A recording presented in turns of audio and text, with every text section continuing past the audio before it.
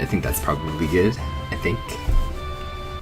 I always struggle with the brightness on this thing.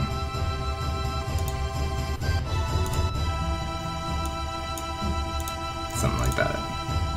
How are you dudes doing? And anybody else that will join.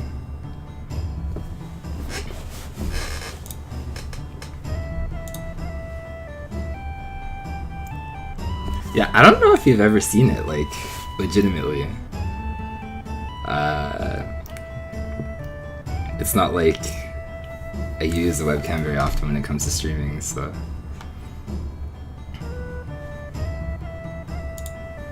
I've never...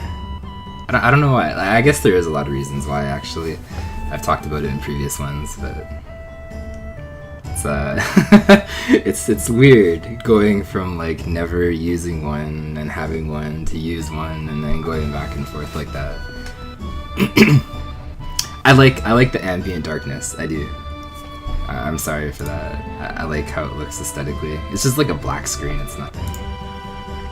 But... So I thought about doing this tomorrow, but I think I'll do it today anyway. Obviously I've committed to it because it's like on right now and live. But there's a couple things that I've been wanting to talk about for a while. This is like the 7th one I think I've done. So, but we'll see. I'll give it like one more minute or so. It's always so weird. It's actually one of the things I was going to talk about was like the EU and the North American kind of like diversion or split when it comes to audiences and stuff like that. Because I have some interesting numbers when it comes to like my own channel anyway.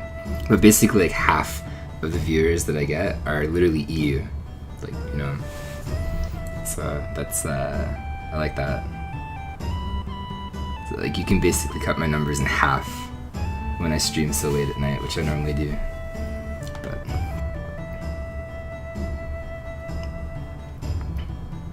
are you guys streaming later today? Birdman, Orishan, David?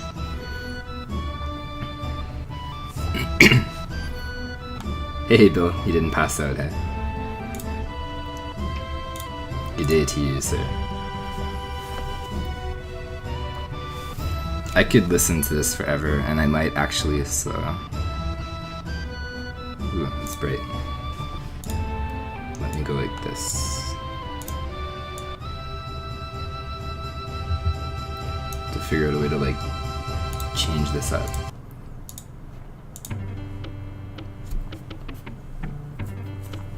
Alright. Anybody know what this is? This is one of my favorite games, literally, of all time. One of my favorite songs from my favorite games of all time, but nobody knows this one.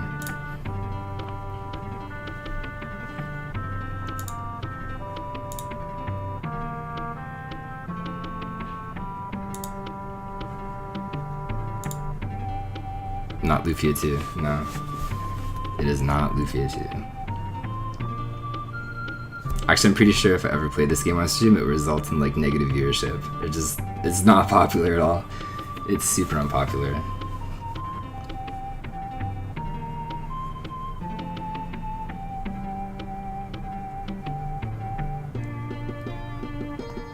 I watched The Last DJ Cutman this week. I'm not familiar with that.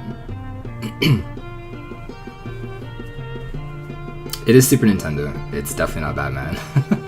That is correct. Not Batman at all.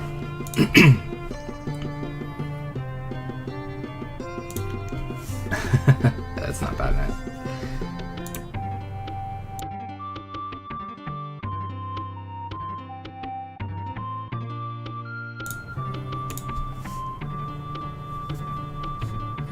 I'll show you guys and let's get to talking, I think.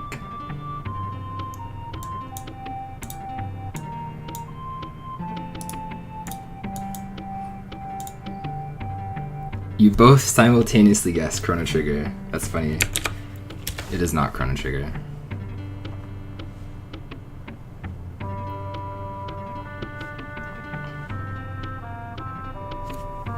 chiptune DJs as he like composes his own music, or chiptune as in he just kind of plays it? I love chiptune anything. Genghis Khan stream never. Like, this is a game I loved ever since I was a kid. Nobody plays it, dude. You find me somebody that plays this and likes it. Not only plays it, but likes it. You know, I'll make sure that you get your own private jet somehow. I will do this. I'm pretty sure I'm like the only person in existence that likes this game. So, it's dude. It's so good. Hey, Apollo.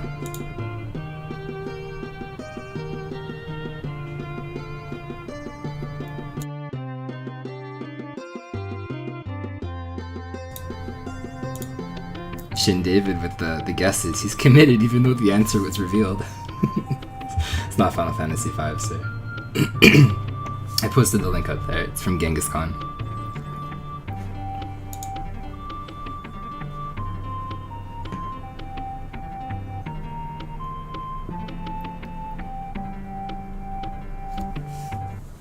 They are indeed good. I like them a lot. They're very coherent. They're probably not obviously like 100% canon or perfect or anything in that regard, but definitely good.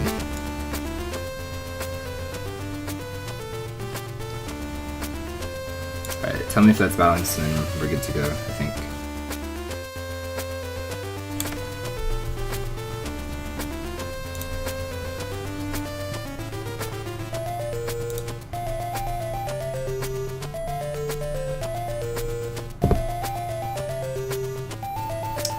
Digging in the carts. I have not seen that. Red Bull is so weird, dude. Like, I don't exactly agree.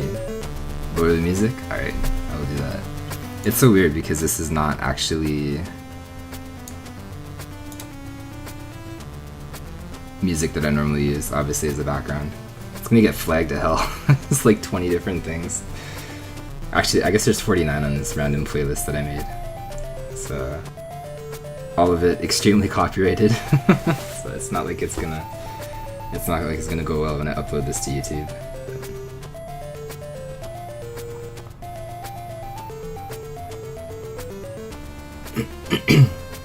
But yeah, no, Red Bull is weird. Like, they really have infiltrated, I think, esports a lot. And case in point is actually like Street Fighter V, which is like one of the things that I like playing the most. But in terms of Street Fighter V, they had like promotional costumes that you could unlock with like Red Bull, specific Red Bull containers or whatever, like drinks. And I don't know if I like that. They have like Red Bull plastered all over them, so you can like literally see like Chun-Li and Ryu and other stuff, like Red Bull. It's like, but they're smart. They're smart. I'll give them credit.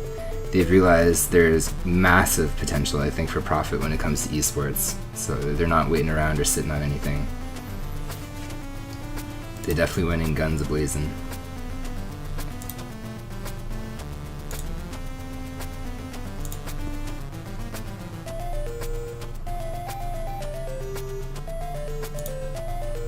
You have all 16 DLC codes. Did you buy them or did you drink them? Because actually, even on today on Twitter, you posted it was better than Red Bull. And I was like, I didn't know you drink Red Bull. So I think this is like one of Lanx's favorite songs, actually. I was never aware of this song until Lanx showed it to me. You drank them all. Aren't the codes like randomized? And hey Rufford, how's it going, man? See, I'm so split on using a webcam, I am, dude. I think I'll never use it when it comes to speedrunning, but like narrative things, I really enjoyed in the past, so.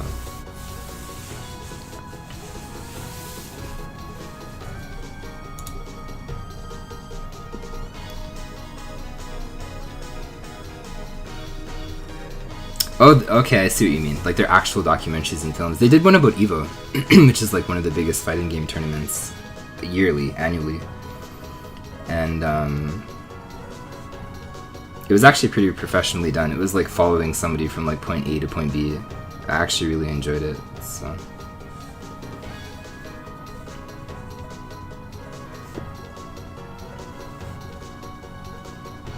face cam is amazing. I don't know. I don't know if I could do it. I don't think I could.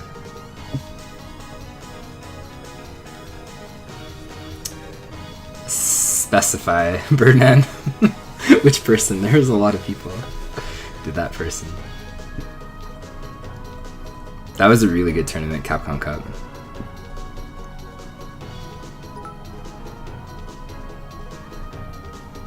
Chimichanga. Evo. It wasn't a documentary. Oh, okay, yeah, okay, I see what you're saying. Point A to point B. I'll find it for you guys after. He did not make it to top 8, I think. I think he got eliminated really badly.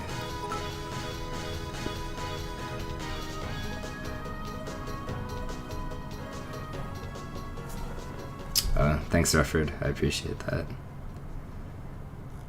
Always appreciate the support, sir. Alright, this one's gonna loop forever. I could listen to Cosmo Canyon until I'm dead.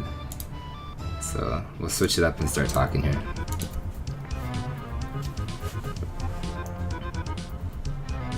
I don't know what that does, actually. I really don't know. That's a new feature that I'm not aware of because I've been really bad at streaming lately and I've sucked at it. So. Yo, Freeland. How's it going, man? Alright, so actually I'm really glad that you're here, Bill, because you have grown like crazy. From your humble beginnings when I watched you. I'm gonna kind of throw your name out there. It's not like I really discovered you. You were already in the process of streaming, and Amiga Bill is a really good streamer. I like his personality a lot. So he does variety kind of streaming when it comes to the Amiga specifically, which is niche within a niche. Like variety streaming in general, I think is interesting.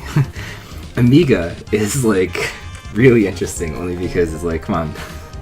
Amiga Bill actually might only be, I think if you think about it, Amiga Bill might be the only person named after Amiga on Twitch and streaming Amiga stuff. Like, it's that obscure. But when I ran into Amiga Bill, he had a viewership when I would randomly watch him of like 10 people, 8 or 10 people, something like that. He is blown up. He starts to have averages of like 50. Like, I'm not always around during the day. He streams during the day for me. But he's starting to get like 50 plus people watching him at a time, and it's really good to see that. Like, I'm really glad that he's growing. So when it comes to variety streaming, I think there's kind of an interesting dynamic there, because I think originally your growth is a little bit slower compared to like the speedrunning or retro community in general. But as it continues to grow, it's like it's a more consistent growth. It's a better growth. It's a more solid growth. So if you can stick it out and survive and last as a variety streamer, I think you can probably grow a little bit better. He's hosting Yogi. I like that. That's okay, man. So what I find so interesting about Bill in particular, and this is where I don't know if there's a lot of crossover. I really wish Bovine was here because Bovine's another variety streamer. But I don't know if you follow I'm assuming you follow other Amiga-based people on Twitch. I don't follow anybody that does Amiga stuff except for you and Cats on Your Head, which had kind of an interest in it, but I don't think she's ever really had an Amiga to stream. But if you follow other Amiga people, do you notice? Okay, Gunstar is actually a really good example of this too. I'm glad that Gunstar just randomly popped in. So to use Gunstar as an example, this is what I kind of noticed about variety streamers. Bovine Divine, Gunstar's fiance, now Apesmeister, Gunstar himself. It's kind of like a big community, and it just shifts from person to person to person. You don't necessarily have like a unique or dedicated community when it comes to a specific game. Like, you kind of grow with like retro streaming or kind of like being a speedrunner, is the people that kind of follow you when it comes to like the retro community literally grow because of the game that you're playing. And I noticed with the variety streamers, it's kind of like more the opposite, where you have a very dedicated core that always comes and checks you out no matter what you're playing. And it's not like there's like a good or a bad side of that when it comes to that but at the same time, that's just something that I noticed about the community. So in terms of that kind of growth, it made me curious, specifically Gunstar or Bill, if you find it hard to grow beyond that kind of dedicated core community. Because one of the things that I'm noticing, at least in terms of stuff, in terms of like my own metrics and analytics and things like that, is I'm starting to grow. It's especially when I stream during like that EU and North American crossover time period, I'm definitely starting to grow. And chat's getting a little bit crazy sometimes. Like I had 51 people the other day watching me. Or not the other day, this was like maybe 3 weeks ago or something. And there was no hosts. This was just like 51 random people that just dropped by. I hosted somebody the other day for 48. This was a couple weeks ago for 44. And again, no hosts. It's just like random people that are coming in. So in terms of me, I guess it's kind of hard interacting as well. I think that's one of the better things about variety streaming is you can kind of interact better. Whereas if you don't variety stream, speedrunning, it's kind of hard to do that.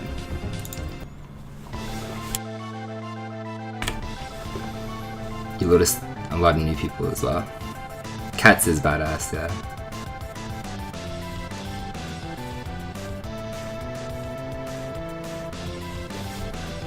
yeah. She does write assembly. I knew that. She's actually really good at programming and stuff. We've talked quite a bit randomly in messages and things like that. Nah, man. I can't sell it. I can't sell it like that. Look, even this, look. Speaking of selling it, I did set up like an AGDQ thing, but that's what the message says. See that? Why is it broken up into two things? Junkyard dog is an a-hole. This is like completely voluntary. I'm never gonna mention it, probably outside of here, but it's like, that's just the way that I am. I'll never intertwine that.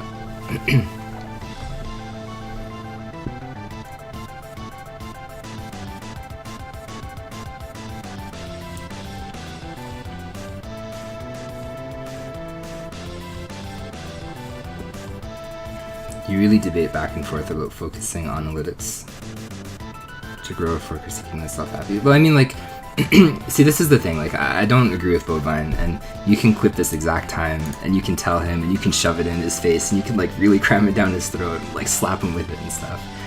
That, I don't agree. I think you should pay attention to your numbers and your growth, and you can understand what's going on better with your channel, and I think there is a lot to streaming at particular times to grow, you know, your exposure if you have, like, a time budget or something like that, or sticking to a schedule. Like, these are all smart things to pay attention to. And at the same time, you have to balance that. Like, you can't care so much about that's the only thing that you care about. Because streaming is still a hobbyist interest, like basically everybody. And then it should be a hobbyist interest. Like, it should never transcend to be something stressful. It's something I think everybody does just to have fun. Yeah, the cheer, I don't know why the cheers don't do that. They're just, maybe it's old, but I'm doing that. So in terms of my own, and this is where I was actually kind of very curious. I am at a very weird position right now because my goal forever in Batman is 3rd place. I technically have 10-17 now. And 3rd place is 10-15. I'm 2 seconds away. Like, I can't get much closer. I guess I could be 1 second away, but at the same time, like, I am close. I noticed there's a lot of people that come in here. They kind of enjoy the ride. They like it. They like to see that progress. They like to see an objective or a goal being met.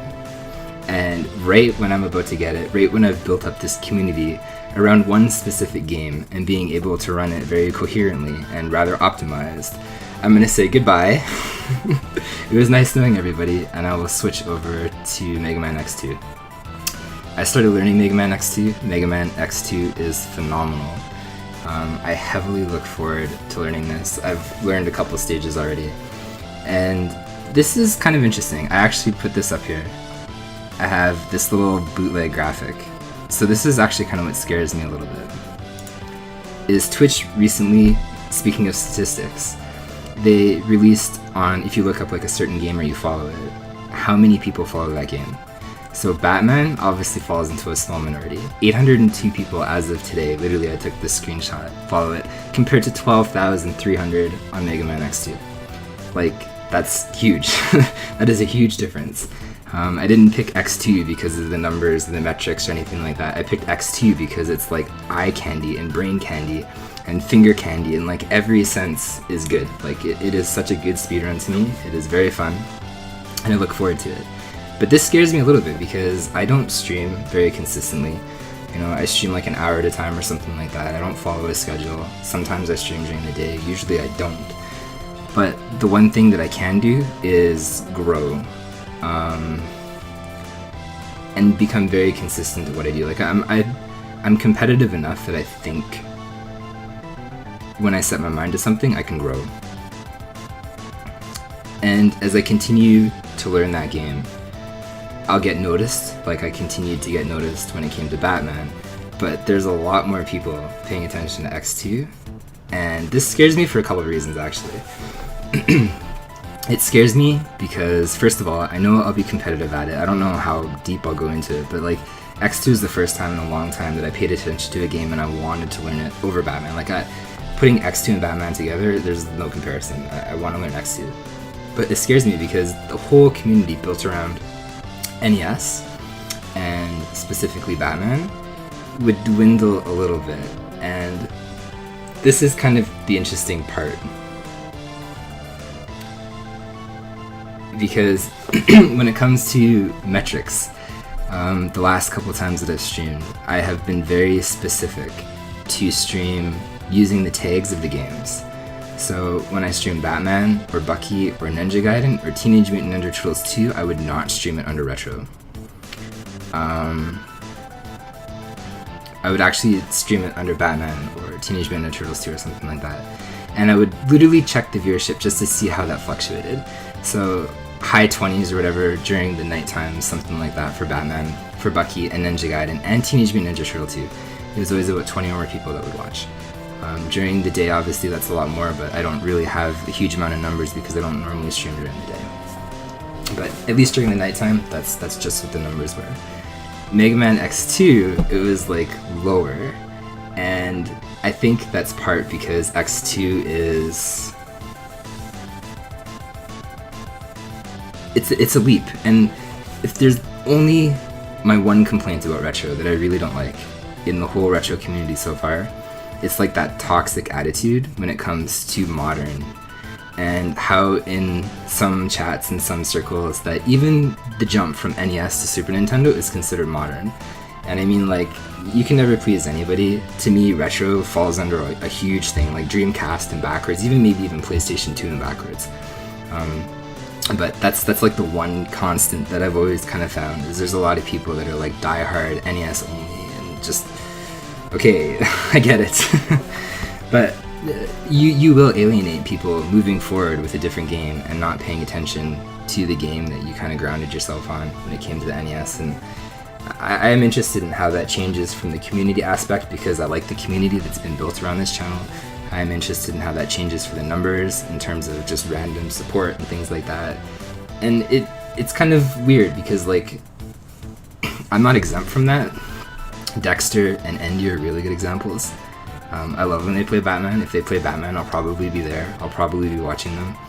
And when Dexter switches to like PUBG or something, it's like, I like you, Dexter, but it's really hard to watch this. So it's I mean, like, I'm not exempt from that. How can myself be exempt from that? I think we all have favorite streamers that we watch because of their game choices.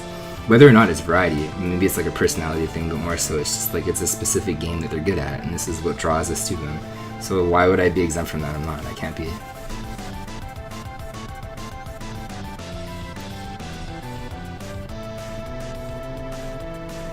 See, I thought about that too, though, like YouTube versus Twitch, and I don't think I would ever stream on YouTube.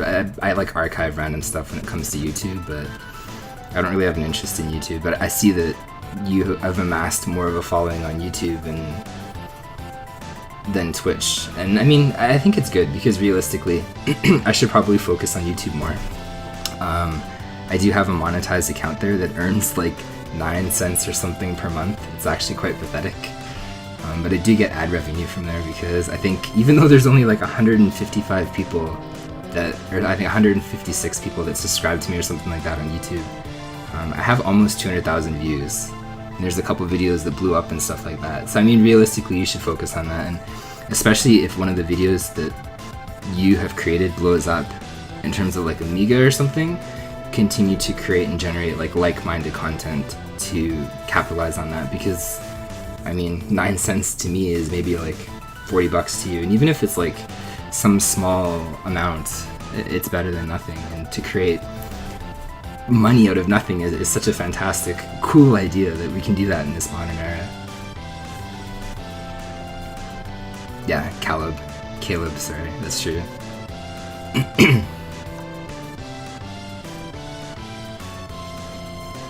See, that's the downside to streaming to retro too, when it comes to that Gunstar. Like, I don't necessarily like retro. Like, I was specifically trying to avoid streaming to retro to see better statistics. Like, I can't see who turns into, because like retro is just a big blanket, it's like a big umbrella, and I can't actually see individual statistics, at least from the websites that I randomly check and stuff, which, by the way, if you guys are interested in either my own numbers, just replace my name with your name here on these specific 2 websites. One is Twinge, one is Social Blade. On top of the dashboard statistics, it actually gives you a really good kind of growth. It gives you a good overview of a channel. And I find those very useful as resources. I think we've had enough of Final Fantasy VI.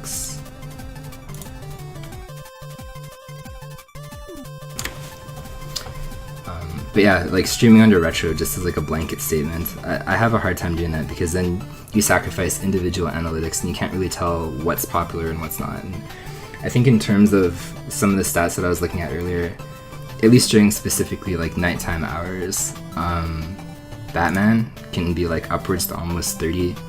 And I mean, that's really good for me when it's like nighttime, because normally it's not that high. Normally it's like 20 something, but I've seen very close to 30 when I'm done streaming at the end of the night or something after Batman. Bucky O'Hare was like 20, 25 or something like that. Ninja Gaiden was 23. Tetris would be 0 if I tracked it, I promise you. And Teenage Mutant Ninja Turtles 2, like, I gotta give people credit. I don't know what it is about that game. It was still like, what was it? I think it was like 25 or 26 or something. Like, it's nostalgia goggles are deep when it comes to that game, and thick. People like it, and there are people literally that I noticed that I never see in chat ever, unless I'm playing Teenage Mutant Ninja Turtles 2. Like, I never see them ever, and they're very loyal that they haven't unfollowed me at this point, because I stream it like once a month, if that. Ninja Gaiden 2. Like, you know, not 2.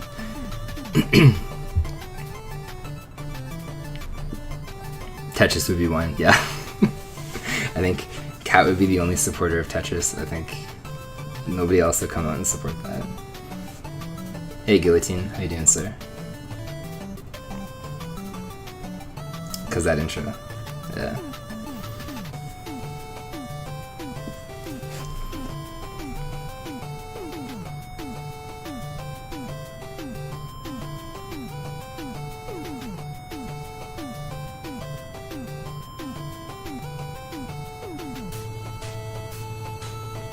I'm not good at Tetris.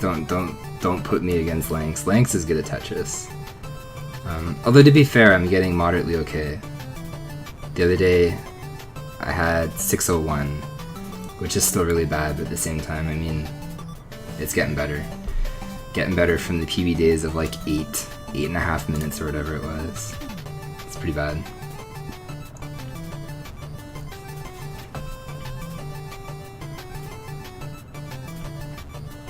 It is apples and oranges. I don't think you can compare YouTube and Twitch. Like, they're both completely different. Even streaming to both, it's completely different, because I did try to stream to YouTube like twice and I don't like it.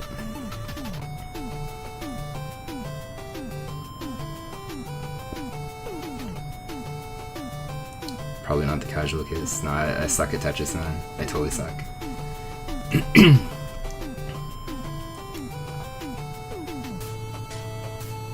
But yeah, no, I do think going forward it's going to be interesting to see how many people stick around And I don't say that in like a guilt tripping sense. I say that realistically when it comes to just seeing how analytics realistically change and metrics realistically change, because realistically X2 is not everybody's cup of tea. I get that, and I look forward to learning it, but at the same time it's like it's a bittersweet thing, because I don't want to isolate the community that not only have grown and met me, but obviously on the reciprocal end that I've grown and met them. So it's like one of those double-edged blades.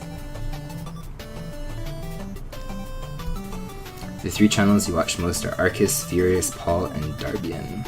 Why in particular? This is the thing too, I've always kind of wondered about people.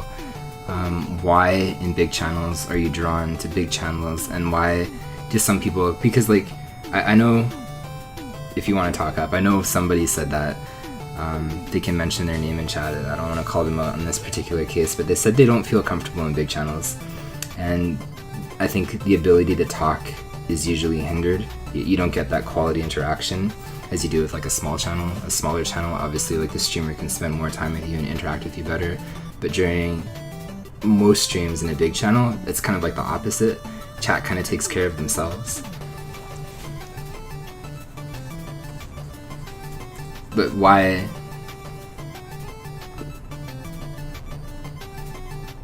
in particular the big channels? I'm always kind of drawn or interested in that too. Because I mean, like, all those people are obviously skilled at what they do, so if it's like a skill thing, I understand that. I watch Furious Paul quite a bit.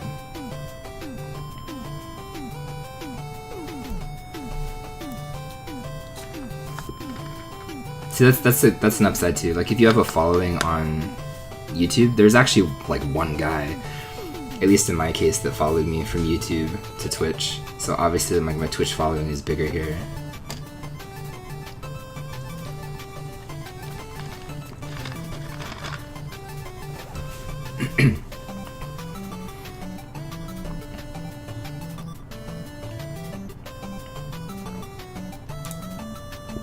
More than that though.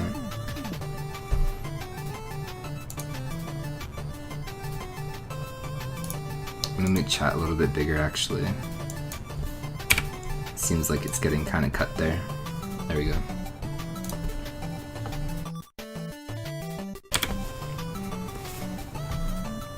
See, like in big chats, that's weird. In big chats, I don't necessarily talk. I guess it's a comfortableness thing with me. Like, if I'm comfortable with the streamer, I think no matter how big the chat is, I'll always talk. But when I'm not necessarily comfortable with the streamer, but I'm interested in the content, and the chat is equally as big, I don't necessarily talk. And that was actually a good example. X2, once I started taking an interest in that, there was a guy that was streaming X2 and I had no idea who he was at the time. His name was like 0x2 literally, and I followed him just completely blindly. I started watching him and I was like, wow, this guy's really good.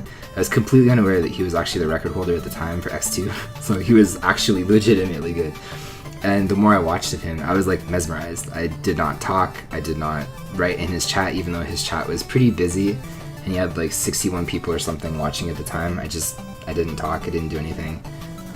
I was more interested in the skill at that point than getting to know him or her, whatever it is. I don't know, they weren't using a microphone, probably him. But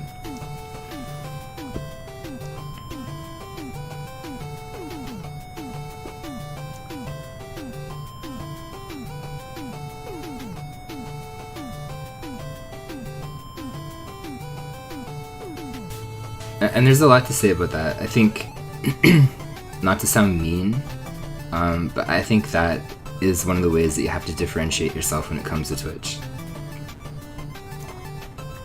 Is realistically, like, what's the difference between, and this goes both ways, right? Like, some random person playing Batman, and then if I start streaming Batman, like, who are you gonna watch? You're probably gonna come to me because you enjoy the skill, or you enjoy maybe, like, putting it just at a game value. Personality aside, you'll probably come to me because you enjoy the skill, or skill. You can put that in quotations. Let's be honest here, skill. But you'll probably come to me. But if I am streaming at the exact same time, Andy or Dexter suddenly starts to stream, well then okay, you're probably gonna leave and be like, hey, goodbye. And I mean, like, I'm not gonna hold grudges about that. This is a very realistic thing when it comes to speedrunning. It's a very realistic thing when it comes to the retro community, specifically when it comes to speedrunning, is there are people that are better at games than you. Like, you might be the best at something, but you're never gonna be the best at everything. And I don't think there should be any kind of like bitter feelings about that, because realistically, if I had a choice between me and Dexter, I would watch Dexter like all day. Dexter mesmerizes me when he plays Batman, and same with Endy. Endy's really good at it too. But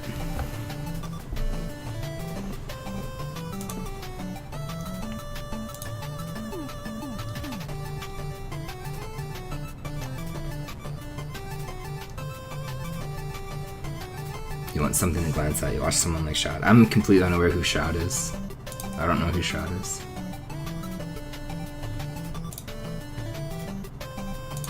Or what they play even. I actually don't know.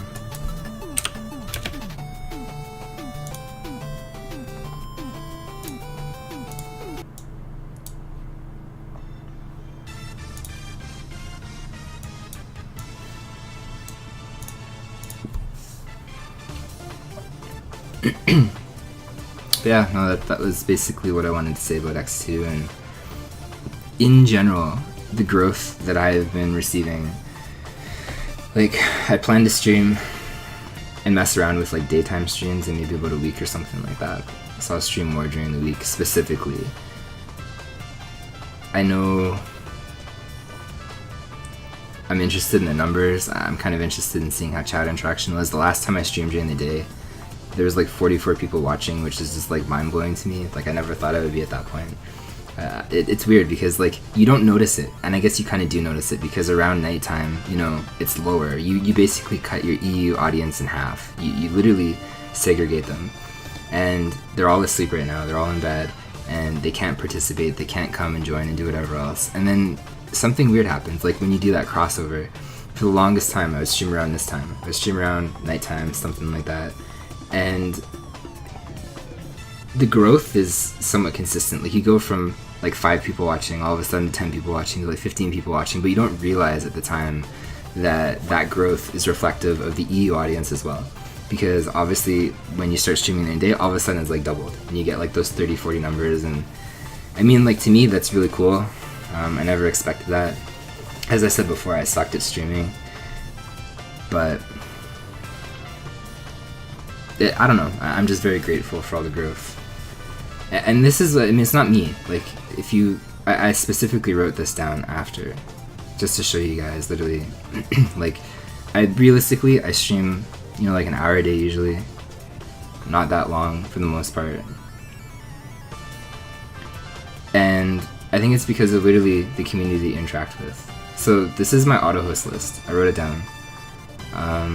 And I think this is like crazy because, I mean, like, I auto host quite a few people. I've met quite a few people, and I like the people that I auto host. I think their personalities are good. I think their skill level is good. It's like an interaction of both or whatever. But like, look, we have Figbird, we have Topsy Turvy, Goji Fox, Nugong, Cunning Ass EST, Shin David, Vesper Video, Star Surfer, Frippin87, Turbo Gilman, Simp Jones, Yeldrick, Sinister One, Angry Lynx, Virus Returns, Chambers, Amiga Bill, Yogi the Monk, Freelancer Koki, Cartina Cal, Arox617, Tinu, Cats on Your Head, Arcus87, Garrus21, Tarbash, Man Over Mars, Bovine Divine, Cypherin, Nerdy Nestor, Cat Kunuichi, Pale Pale 82, Platinum Amazing, Beerful of Belly, and Shiny7188. So it's like 35 or 36 people auto host me, and it's, I think, because of things like that contributes to growth as well. So.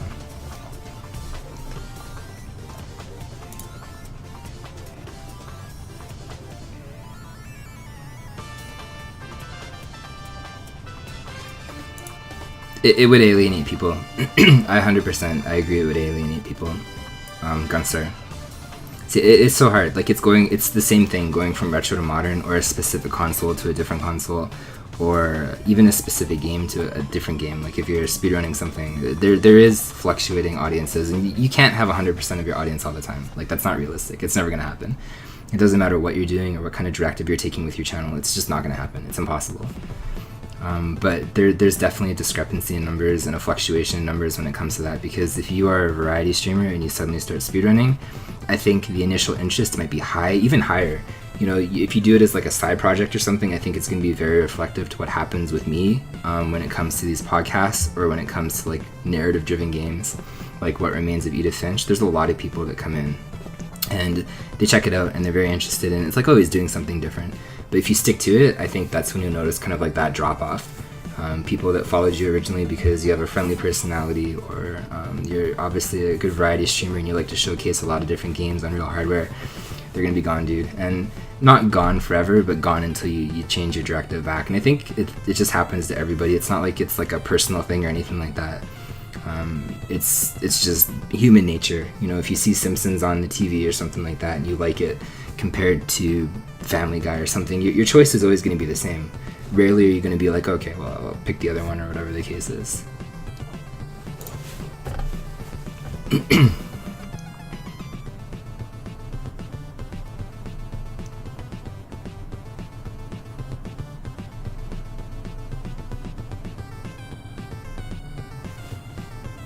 I have to activate my auto host again.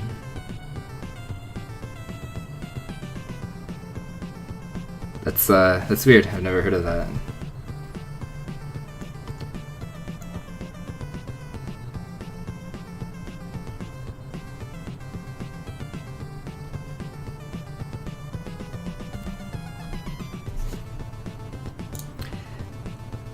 I think social media has a weird... I mean, like, if you have a good following on social media... I was actually really surprised. Actually, I did post a poll a while ago, maybe like 2 months ago, on Twitter, asking when a streamer goes live, it's like, how do you figure out about it? What do you do? And almost 100% of the people that voted on Twitter, on a form of social media, said it was actually through Twitch themselves. Like, they were either logged on Twitch, they have those notification emails or something like that. Very few paid attention to social media. And maybe it's just a bad platform to ask. Maybe like not a lot of people do that for Twitter. I know in particular, you came here because I literally posted for like the first time in a long time that I was going to do one of these things. And the only other person that I know right off the top of my head that pays attention to Twitter and shows up based if I post something on Twitter, which is why I almost don't. Like, my Twitter is a cesspool of idiocy. I'm sure you can look at it and just be like, what is this dude doing? Like, everything that I post on Twitter is just like questionable to the extreme, and it's like, anyway, if you look on my Twitter account, I don't actually use it for like promoting or anything like that. I actually promote, I think, other people more than I do myself, which is kind of weird. But anyway, I've noticed very few people pay attention to that, and I think most people, if they're around, they only use Twitch anyway. Like if you're on Twitch, you can literally see it pop up saying like this person started streaming. If you're on Twitch and you're messaging me or something, you can see that I'm streaming. If you have me added as a friend, you can see on the sidebar, that, you know, you've added me as a friend. Like, there's so many different ways that you can notice within Twitch itself that somebody is streaming. Sewer surfing, damn right. Did you not notice that? The follow notification anytime anybody's follows is actually this song. This is one of my favorite songs on Super Nintendo. Konami, I think, hit music anyway, excellence and perfection when it came to Super Nintendo. Their Super Nintendo stuff was really good.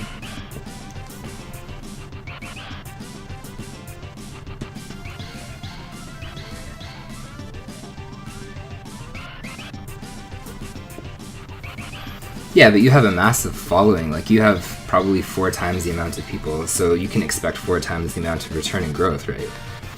I mean, I think there's literally 2 people that would join. Polly and you. It's not like it's a bad thing. Like, Twitter to me is more of a fun place that you can interact with the community outside of the community. And you don't necessarily need like a rhyme or reason. Like, I'm just an idiot when it comes on Twitter. If you follow anybody else in the speedrunning community and you look at their Twitter feed and then you directly analyze and compare it to my Twitter feed, it's just... I don't know, man.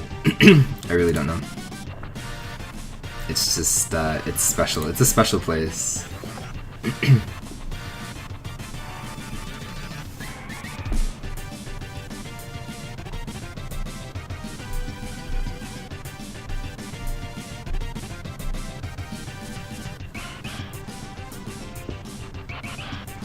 Hyperstone Heist is really good. That dude that I talked to, probably second most on Twitch, Baze, he actually ran it, and he had the world record in it. I don't know if he still does. There's a dude that I met on Twitch a while ago, his name is Turbo Gilman, one of the people that actually auto-host me. And he's a really good guy. He submitted that to AGDQ and he actually got it accepted. So he'll run Hyperstone Heist at AGDQ this year. I don't know if it's easy, normal, or hard %. But the movement is like totally different from all the other Turtles games. It's really weird, and the boss patterns are actually really weird too. But he might have the world record in it legitimately in one of the categories, or Baze still has it, I can't remember.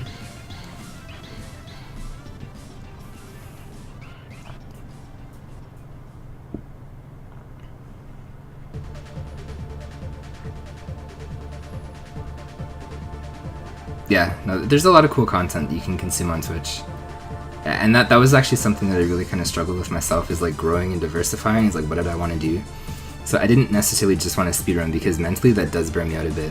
And an example, like yesterday when Gunstar hosted me, Birdman and I were trying to race that game.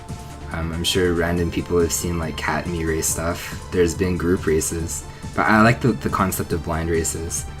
I like them individually, you know, like with Cat or Birdman. I like them just in general if it's more of a group setting. I don't think the group is... I think I like it when it's about 4 people. You know, like Birdman and Apollo and I have all randomly raced things, and I think that's pretty good. And if somebody else wants to join in, like Floatius did that one time, I think that's kind of a really good cap for it. But that was one of the things that kind of like growing and branching out I wanted to kind of do, was blind races, or the concept of blind races. I thought about this podcast idea, just general stuff like that. I didn't want to speedrun all the time, so...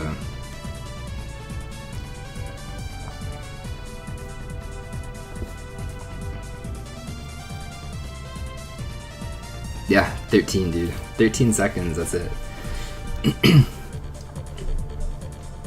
See, third place was the goal for now, only because first and second place, they end in that 2-frame glitch. And I started actually punch stringing and practicing that a little bit, because realistically, every time I get to the Joker on a good pace, there should be no reason why I don't try for that. It's 2 frames, it's not like it's that scary, and at the same time, if I screw it up, I lose like a second or something. It's not bad, but if I do, yeah, obviously I saved 3 or 4, so it's actually quite big.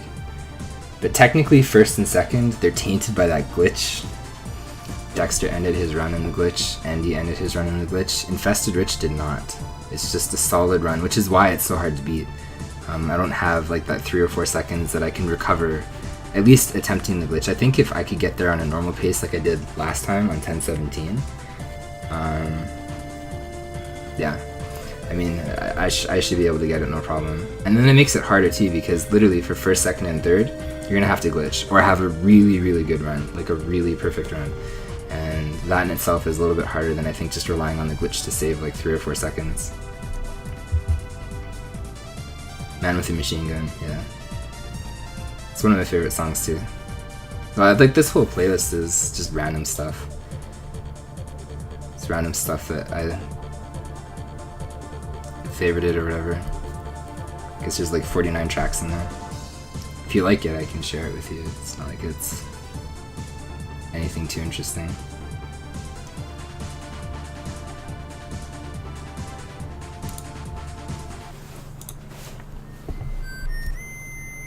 Blind races are amazing. I think they give a lot of... like, they're just fun. They're not only fun because you get to interact with the game in a totally different way, they're fun because you get to interact with a person in a totally different way.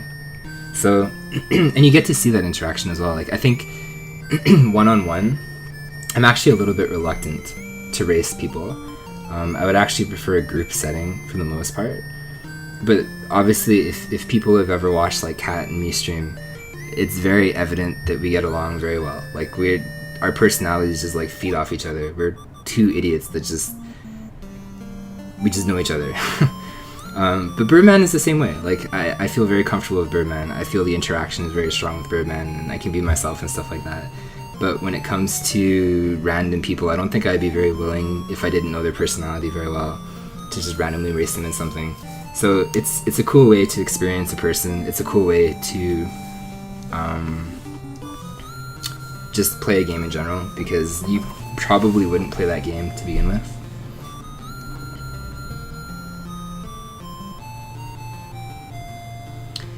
I think it depends on Discord. Like, I do have my own Discord. It's kind of okay.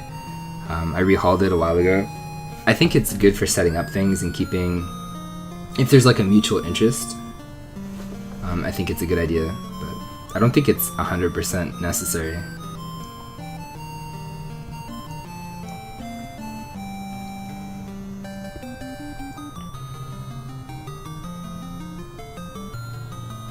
I mean, you don't have to be a speedrunner or anything to do blind races. Like, anybody can do it. I think that's the cool part about them. And especially if you have like a multi-stream setup where you can literally see how everybody is doing in real time.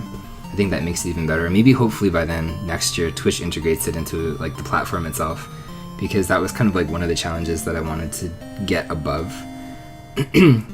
Was showing on one stream what everybody is doing. Because you have like tools like multi-stream, or there's various websites and stuff like that that can show you, but at the same time it's not as good. Like, to be on Twitch itself and to see how everybody is doing at the exact same time is good, but from the technical side it's actually really hard and annoying to balance, because you have to worry about everybody's audio and visual, and if something goes wrong when you're participating, it's like you have to somehow balance being the runner and at the same time being the tech guy, because it's only one dude. And it was a lot to set up and learn, and I have a fairly good grasp on it now, but at the same time, starting to set up all that stuff and hosting it and rearranging it and kind of doing everything behind the scenes. Like, Birdman and Apollo can attest, literally. It's like sometimes we were about to race something, and then, you know, like 20 minutes, I'm like, okay, 1 sec. And then like 20 minutes later, then I'm finally ready. It's just a bunch of stuff that you have to do. And it really made me appreciate like Dexter and Bad Breaks and all those other people that run Best of NES and like events.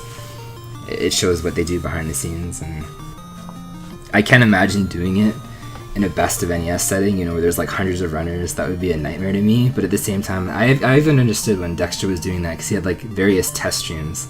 I think if you go to like twitch.tv/NES1 or something, that was like a test stream. So he was very smart. Instead of individually relying on everybody's screen, he was sending people to test on a specific spot where he had the scene set up already, he had the audio set up already, so you could literally adjust on the fly, giving somebody else the stream key for that specific channel, and I think that's a really smart idea.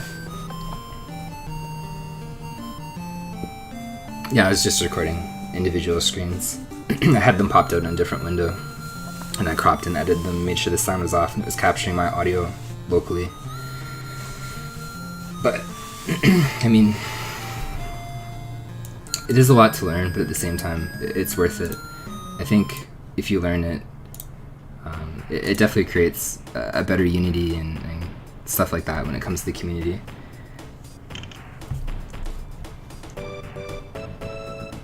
This is Chrono Trigger. This isn't that dude Rickroll or whatever.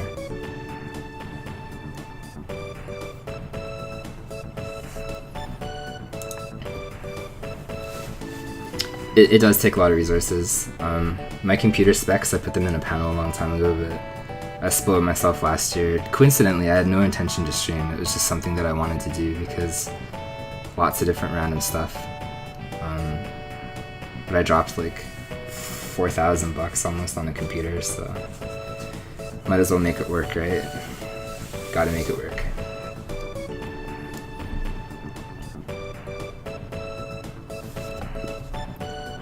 I hope you do, Gunstar. You have a very good personality, I think, for that. And I've watched like the random kart club things. It's different though. It's a different dynamic. Like when you're interacting with somebody else. Like, how do I say that? It's a different dynamic when you have the control, and when you have total content creation. When you have everything that you want to do because you want to do it, and you have all these ideas, and it's just whatever you want to do. It's a totally different beast than participating in something else that somebody set up. And I think if you kind of have that creative control, you'll definitely do well with that. You definitely have the personality to do that.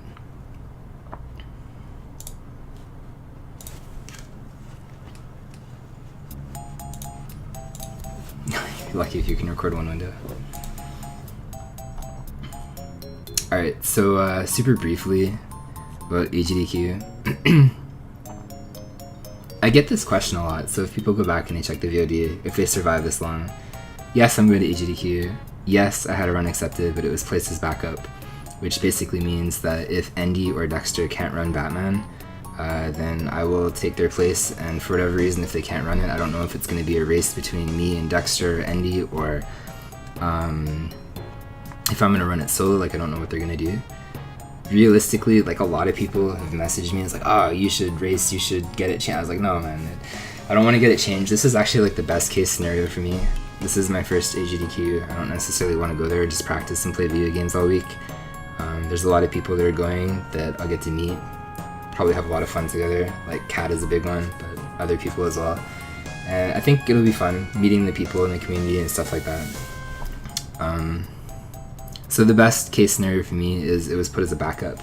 Basically, you get your money refunded back for the registration fee. I don't have to pay anything. I get to go there for free, basically. And I don't have to commit to anything. I probably should practice a little bit while I'm there, just in case like Andy or Dexter end up getting sick or something. But hopefully that they won't. So yeah, as I said, I'm totally okay with that. This is best case scenario. I think if I attend the next one, I will definitely actually submit things to race and to run. Yeah, it's Washington. Heard on, or whatever, however you pronounce that, I don't know.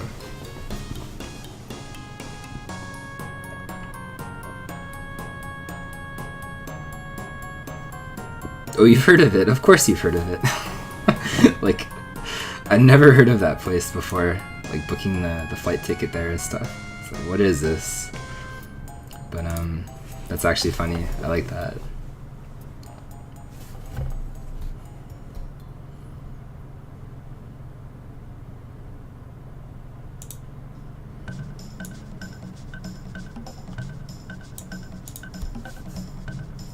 Megfest, really? Yeah, it's just outside of Washington. Actually, I was talking to April about that a while ago.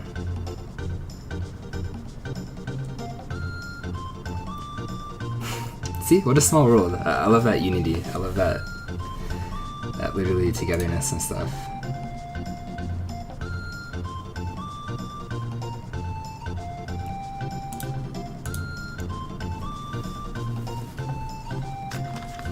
So look, you and Amiga Bill can meet each other.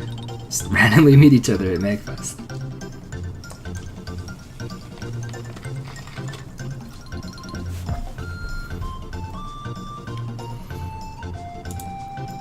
Alright, so the last thing I wanted to talk about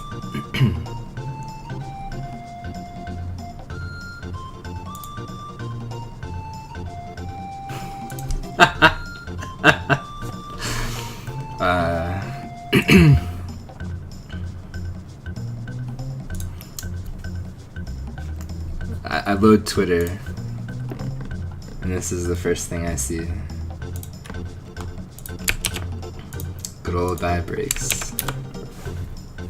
Not drinking anything, so.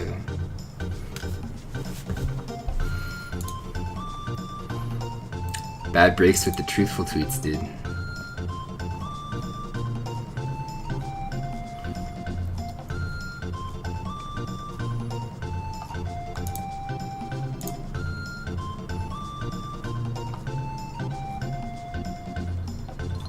Alright, so let me scroll down quickly. I should have had this one on hand, but...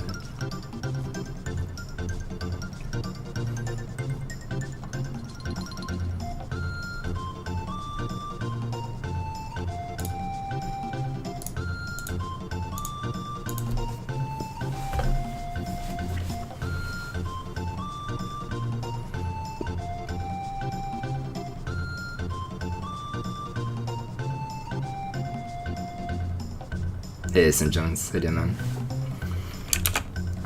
Alright, so I'll read that in 1 second. It's guys if you want like an actual thing. Of course, yeah, okay. Thanks, Apollo. Thanks for liking that. Thanks, dude. Appreciate your support there.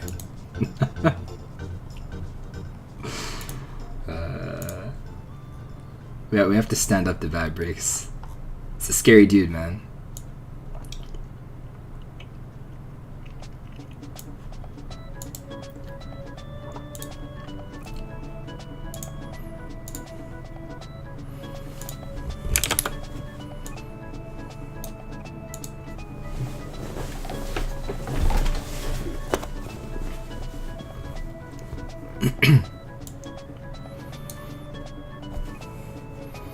Alright, so for those on mobile or whatever, don't want to open up Twitter, it says if a streamer is playing a game that they don't usually play, support them with claps.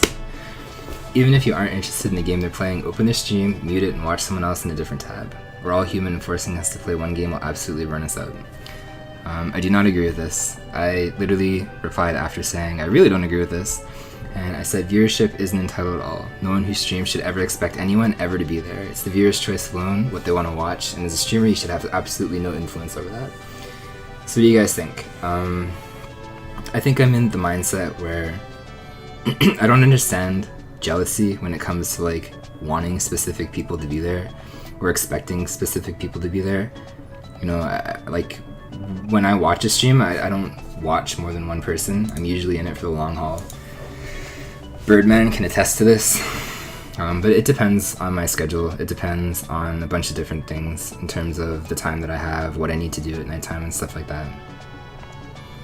But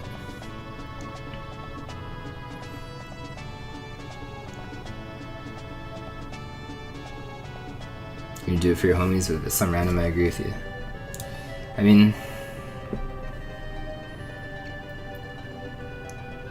I don't know, like obviously I want to support people, but at the same time, I'm not going to just support people for just blindly. But if my schedule lines up or my time lines up and I like you to an extent what you're playing, you know, I'll be there for the long haul. That's my personal belief anyway. But I'm not gonna watch like 20 streams at one time. I don't think that's not for me anyway. If people want to do that, they can, but that's definitely not for me anyway. Yeah, Kid Dracula, that's right, man. Yeah. That was a long haul. And to be fair, like you did actually pretty good. It was just after the start of the train stage, it was a little bit rough, and then the ascension was rough, and then the boss rush was rough. It's but I mean that's where it stuck me up at the exact same parts. Not so much the train stage. I got through the train stage fine, but I took forever on the ascension, like that platform climb, and I took forever on the boss rush as well. It was rough. There's 2 weird difficulty spikes there, literally.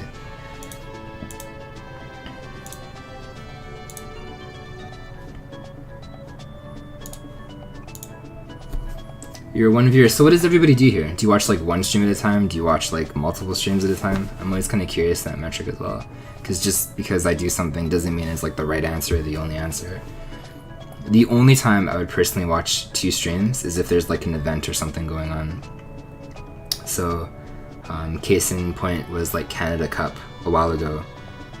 I was watching Canada Cup at the same time. I was watching a couple, like another streamer or something. And I had Canada Cup on mute when there was like advertisements or commercials, and then I would watch the other person, and then in between.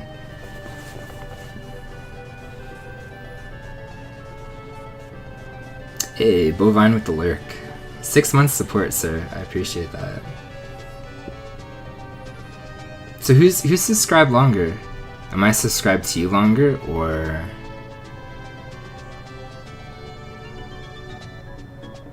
Because I'm pretty close to 6 months as well, if not longer.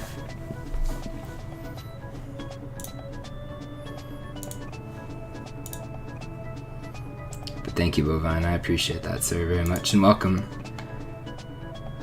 Welcome, Lurker Bovine.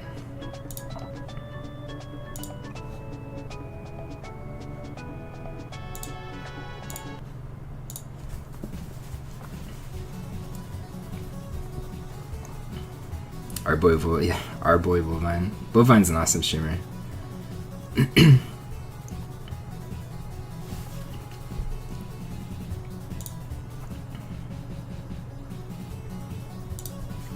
So honestly, as a speedrunner guy, does it bother you watching people who aren't quite skilled?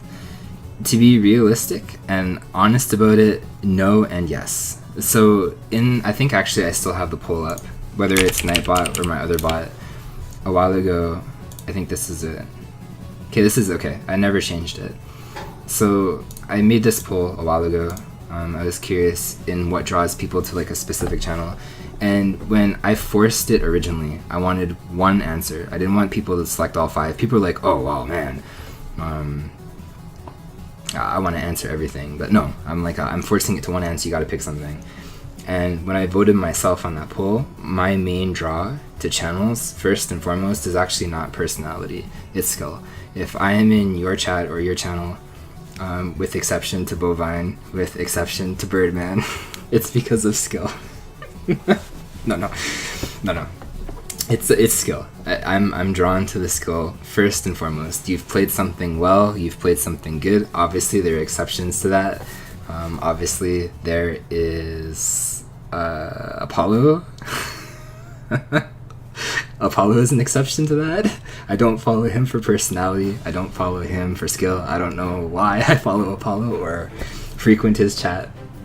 Total mystery. But no, realistically, there are exceptions. Personality-wise, obviously, there's a couple people that I really enjoy the personality from. So if you want the real response, I don't find it harder or easier to watch if you have a good personality or a friendly personality compared to being not very skilled in video games. But if you removed personality completely and I had to pick either personality or skill, 100%, I would always pick skill. Dude, I saw that. Okay, I was talking to Lanks the other day because Lanks was streaming Renegade, and he told me, he's like, oh yeah, he's like, maybe you've seen it before or something. And I was like, I have seen it before recently, but I can't remember where. And he's like, oh, it's probably Super Pitfro or something. I'm like, no, it's not. It's not that guy. I have nothing against that guy. I've never met that guy. I've never watched him. There's like 40 people that I'm friends with on Twitch that all watch him whenever he's on, that know him, that talk to him, that talked about it or whatever. I've never watched Super Pitfro. It's just like nothing against the guy. I've never met him. I've never watched him. I don't know, just a bad time slot where he streams. I don't know. But it was you. It was actually on YouTube. I saw you. And I was like, really? Bovine is learning this. So I saw you upload that to YouTube. And I finally figured that out like 2 days later. Because Lanks is like, yeah, it's probably Super Pitfro. And I was like, no, it's not. I don't know that guy. I've never talked to him. I've never met him. I've never watched him. But yeah, it was Bovine. Of all people, I was like, dude.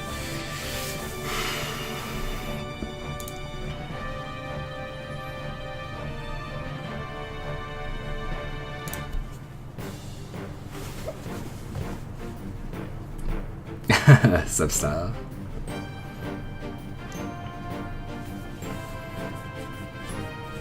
Yeah, Substyle and Apollo are like best of friends, man. Like Honey and... Actually, I think that's a bad example. What goes with honey? Honey and tea? Okay, salt and pepper. Chocolate and mint. Something like that. Yo, Aldrich, how's it going, man? Welcome, and thank you for the follow. Honey and toast? Honey and toast I can get behind. Honey and toast.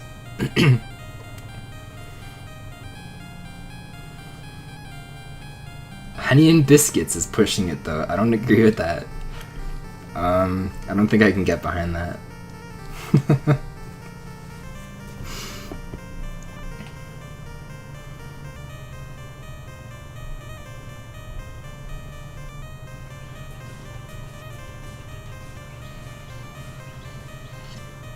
Yeah, usually I do speedrunning, Aldrich. This is kind of like Halloween candy, I think, when it comes to these podcasts and stuff. But no, definitely welcome. I appreciate the follow, and I don't know, I'm not much of a variety streamer. Very rarely I casually do stuff, but usually it's speedrunning, so.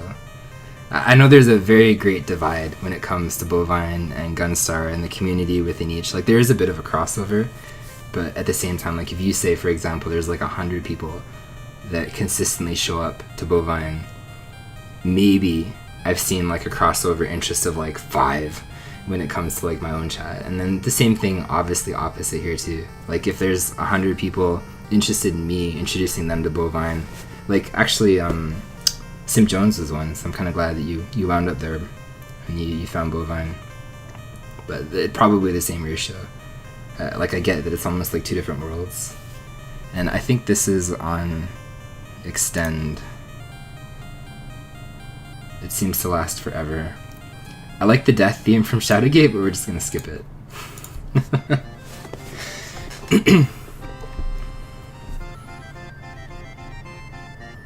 Man, I didn't even know. There was like, okay, so when Simp Jones was talking about, there was like this weird bot a long time ago, and it's weird.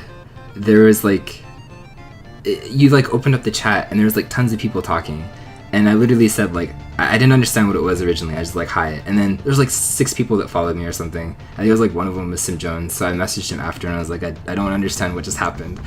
So I left that afterwards, and yeah, that was the weirdness about it. It was like some kind of like black market thing, and I showed it to Birdman. I remember I showed it to Kat. I showed it to some other people, and yeah. But yeah, anyway, Simp Jones, I ended up watching. I don't think I followed anybody else. Like, I unfollowed everybody that followed me. And then same thing too. Like, I guess Simp makes it here once in a while and stuff like that. Yo, Megabyte. Thanks for the host, man. I appreciate that. On point, Birdman. The only one you've missed out is Genghis Khan.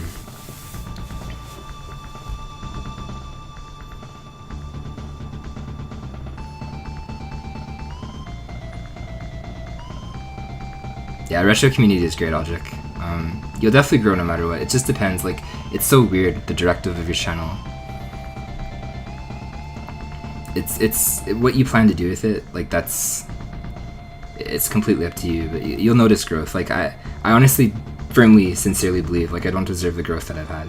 Like, it boggles my mind with how infrequently that I stream, that I'm almost at 1,000, and I have. What was it? Actually, Streamlabs sent me something today, and it said last month I only streamed for like 60 hours or something. There's like 73 people that followed me. The previous 2 months I didn't stream almost at all. I kind of fell off Twitch. I didn't feel it very much. And the month before that, you know, I streamed something like 52 hours or something, and there's like 103 people that followed me, and it's like, I don't understand. I really don't understand. Like, I'll say it 100% of the time, you know, people can have their opinions about it, but, I mean, there are other people that are better, more skilled, they have, I think, better personalities than me and stuff like that, and it's just, it's a weird situation to be in, because I really don't believe that I deserve to grow at that particular rate, streaming almost non-existently sometimes, so, but I'm definitely grateful for it. Donkey Kong Country? I don't know, man. The only person that played Pizza Pop, yeah.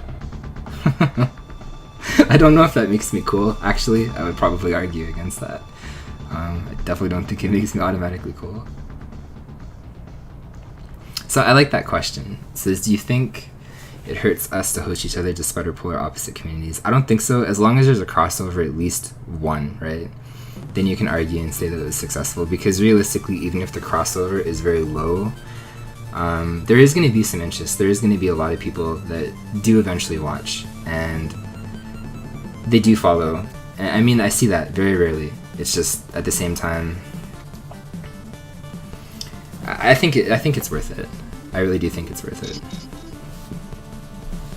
Yeah, Dave got me to play it. That was weird. Like, originally, I wanted Birdman, Kat, Apollo, and myself to learn something for literally like 2 or 3 days. That's it. And we started to learn it. Kat ended up getting, I think it was like, she had like 11:30 or 12:30 or something like that. I had like a 10:30 after a couple of attempts. Birdman was like out of town or something that week, so he didn't get a chance to learn or to play it. And then Apollo went from randomly trying it to liking it a little bit to really liking it to like destroying the world record by like 30 seconds, and he really broke it down like crazy. Like, the old world record is like 10:05, and then I think, what is it, you're at like 9:34 or 9:36 or something. It's amazing.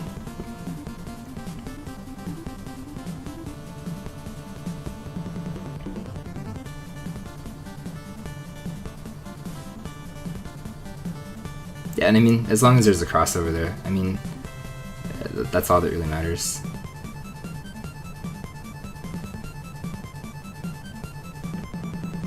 938. I mean, it's still, you still wreck that game. That game is destroyed. And it's crazy because like when you started running it back and you still had interest in it, you were like -7 going into the task kill. So that's stupid. But I'm glad that you liked it. Like, I liked it. It's just I don't like it like Gunstar likes it, apparently.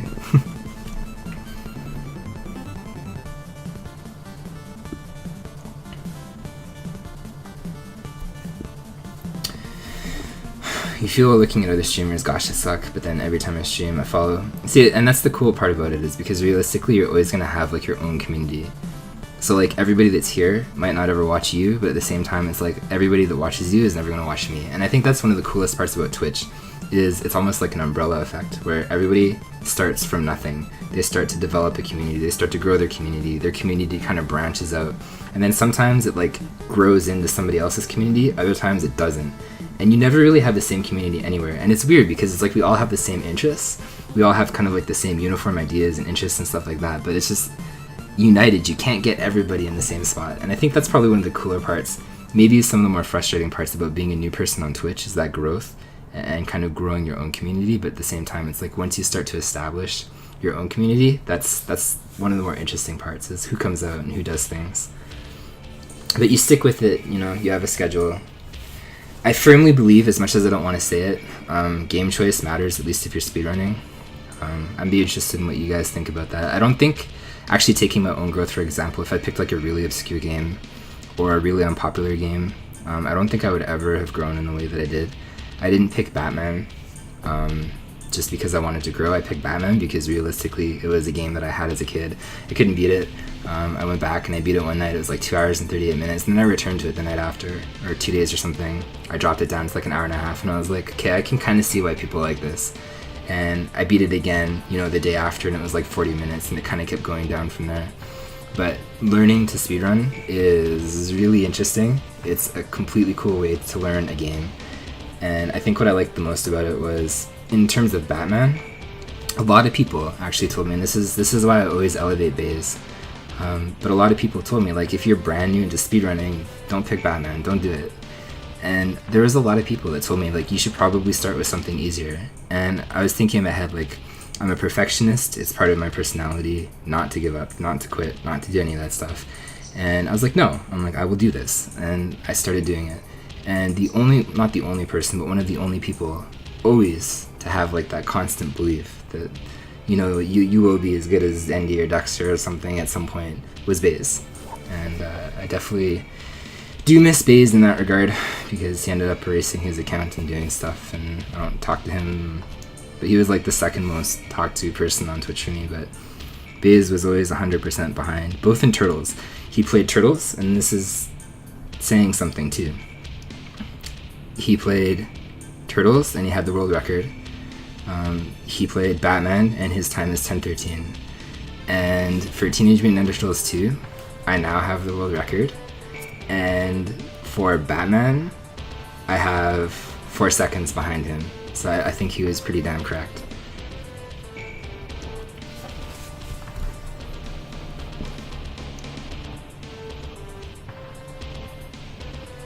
Hey, good morning, Spiral. Always good to see you.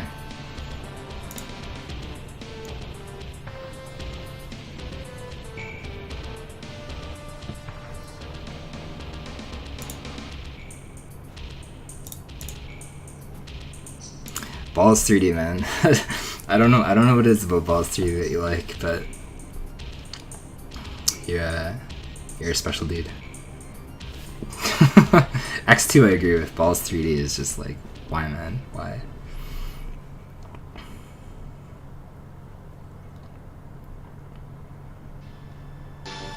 Hey, look at that. Oh, this is an X2 technically. How fitting.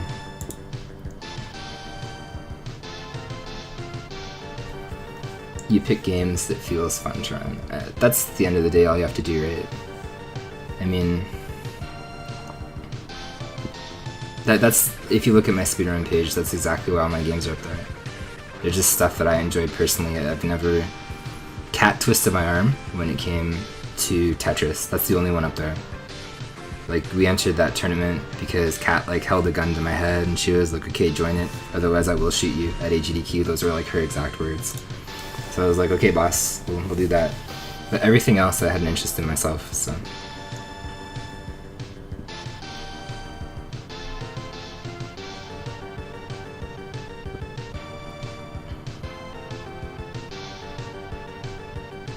It's a dirty job, but Sim Jones has got to do it. Sim Jones isn't afraid of dirty, man. He'll dive head in. That's like the Sim Jones quality seal of approval.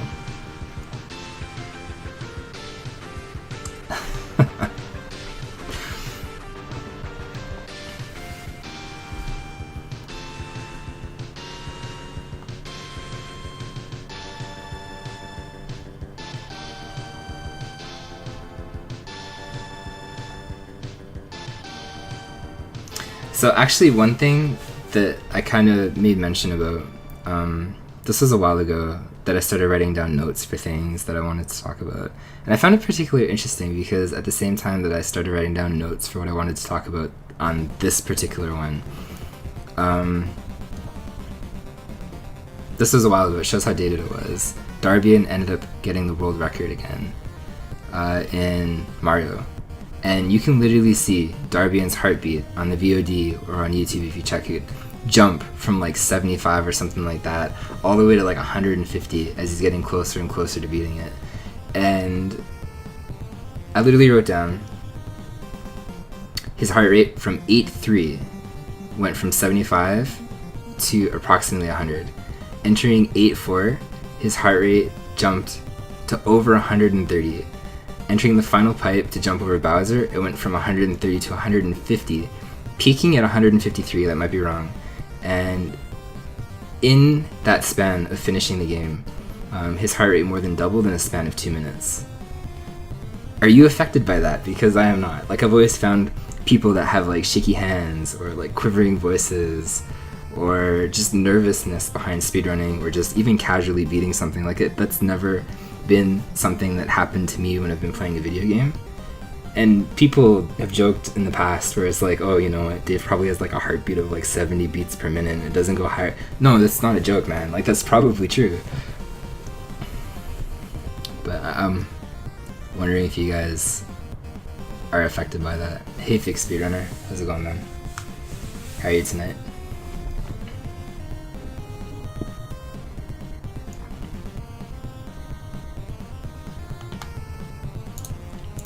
Let me pull it up for you, sir.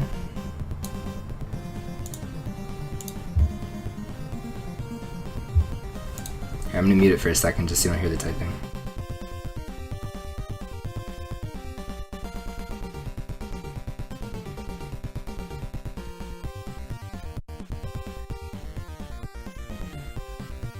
One of those things you have to like.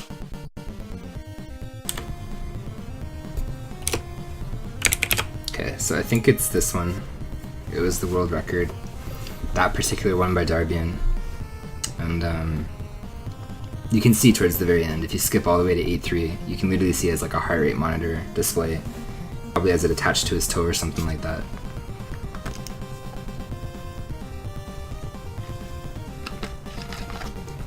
Take care, Bill. Thanks for stopping by and spending some time here. I appreciate that. Hope you have a good night, sir.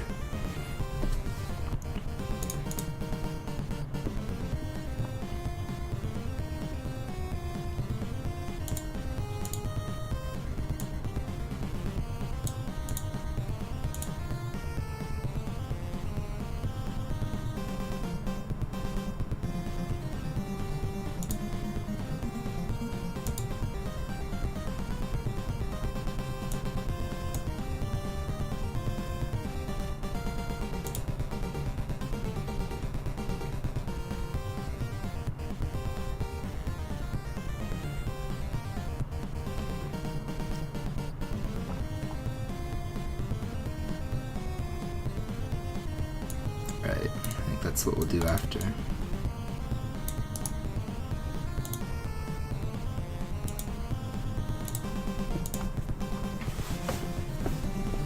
I get nervous watching my team in big games in sports, like playoffs. Really? Like, I don't even do that either.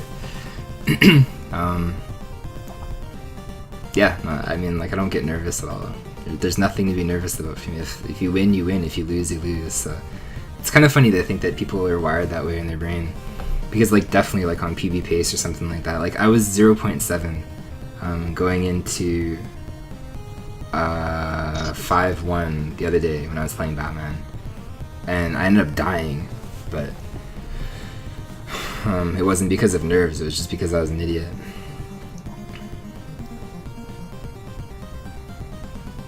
So Birdman's affected? You don't show that, though. Like, I've watched you a lot, and you don't seem to be affected.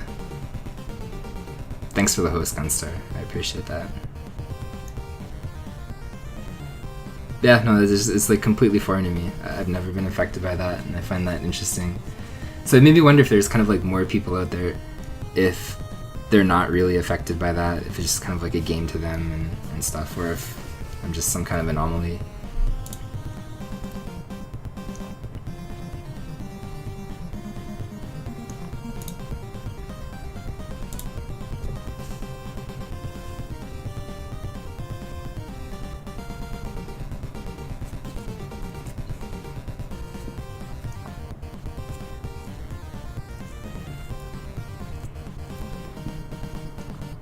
Intense game situations.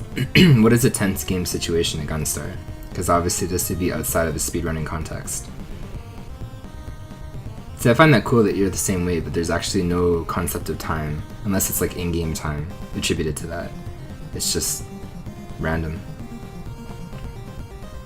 Okay, I'll go back and watch your runs after. I didn't notice that before.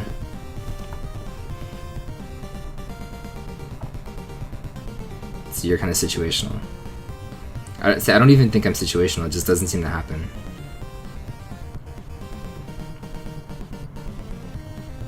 And like there's an excitement factor, like if you go back and you check my PVs on Batman in 10:23 when I finally got sub-Funk Doc, I was happy, but I wasn't hyper, I wasn't excited, I wasn't like sweating or shaky hands or anything like that.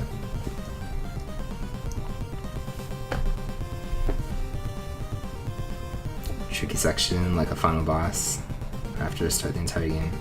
That's kind of cool that you can be so like immersed in that though. I kind of like that. I like that a lot. I think this one's on extended as well.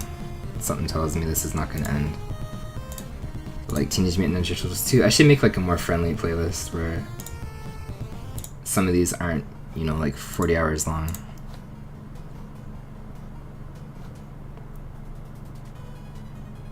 Hey, here we go, look. We'll bring back the Birdman days.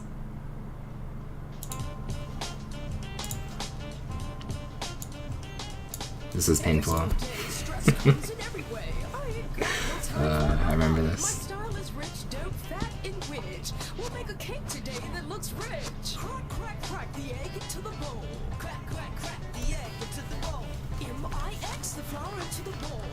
This is like the worst thing. One of the worst things that I ever streamed casually was this one. It literally took me like 40 minutes to get through this stage. You're not a speedrunner at all.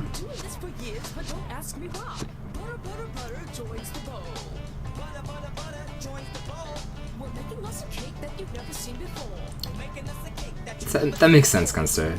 That makes sense.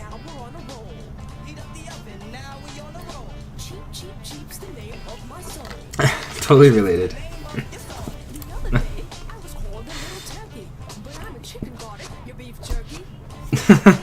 Yeah.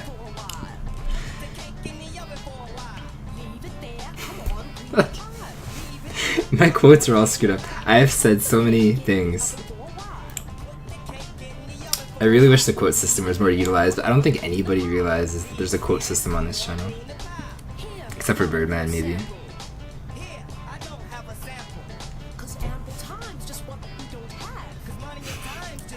You couldn't have kept guessing? There's like 5 quotes.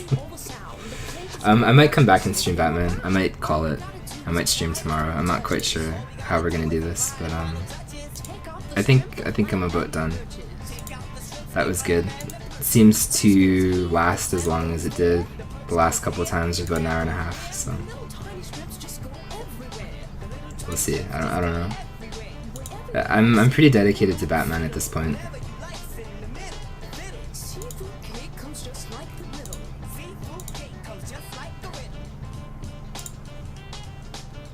Just call me Rapmaster David. Please don't actually call me Rapmaster David. You definitely don't call me that.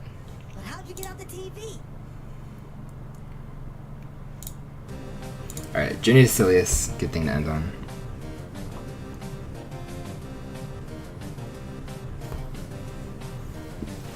This song sounded nothing like when you played it. No, man.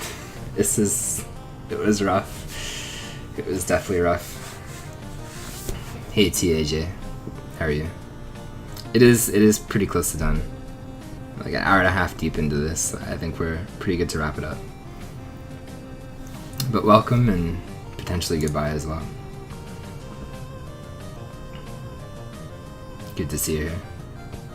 So I might come back to stream Batman. I don't feel like it, so I might just stream tomorrow. But it's good to get this done again. It's been a very long time since I did one of these. I think the last time was probably like 3 months ago, mainly because I kind of fell off of Twitch for like almost 2 months. I streamed like 10 hours or something in October, and maybe like 20 hours in November. Or what would it have been? September, October rather, not November. November was a little bit better. Like I could have streamed. There's like nothing wrong or anything. It's just lazy, not feeling Twitch, not. I don't know. There's no excuse. I sucked at it.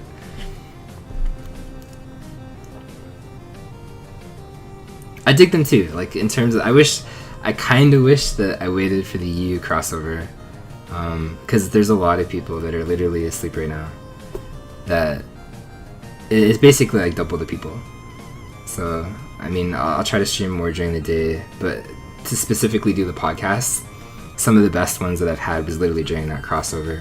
So it's like 12 o'clock my time. You can include all the EU and all the North American people, and it's very fun to do that.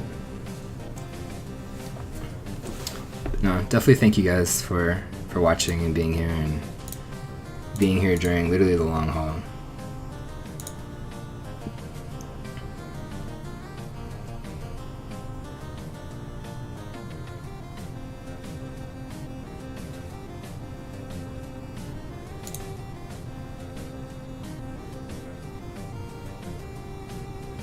Alright guys, I will host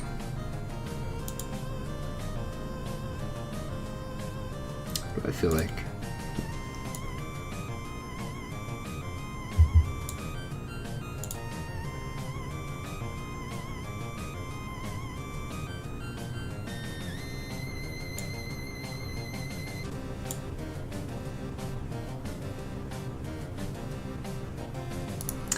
You know,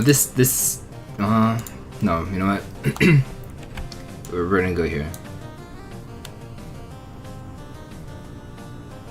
Dudes, I'm conflicted.